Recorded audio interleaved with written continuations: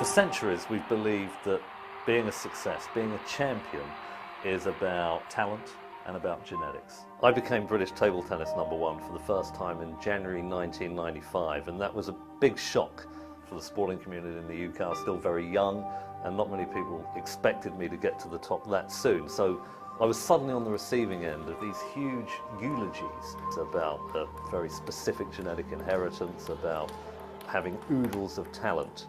But I'm not sure that this narrative, which typically defines the way we describe success, has any validity. I think that success has something to do with something completely different.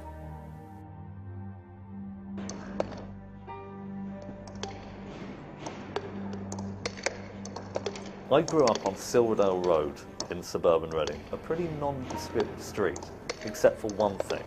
It had tons of great table tennis players. Me and my brother, Karen Witt, Commonwealth champion, Andy Wellman, one of the top players in the UK, Paul Trott, Keith Hodder. It was unbelievable.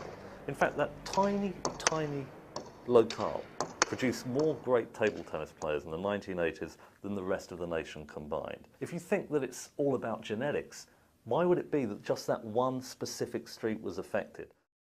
Consider this too.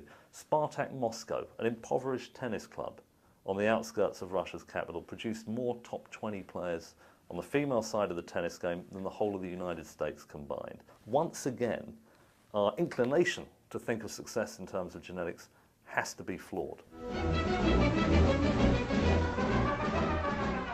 When you dig down into the lives of all great performers, whether it's David Beckham in football, Serena Williams, Roger Federer, myself in table tennis, or Picasso in the arts, what we have all had, the thing we have shared, is very specific, often unique opportunities to clock up lots of practice. In my case, that was brought about because Pete Charter's coach on Silverdale Road, he was the best table tennis coach in the country.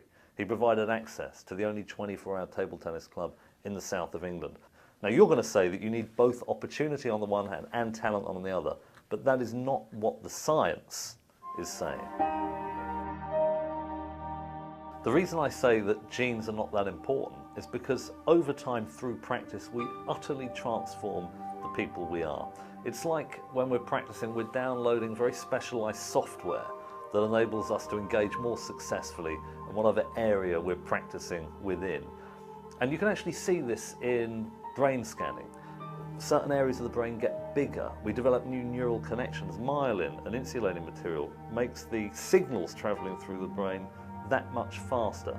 And ultimately, when you look at the science rather than our own implicit biases, you arrive at the conclusion that champions are not born, they're made.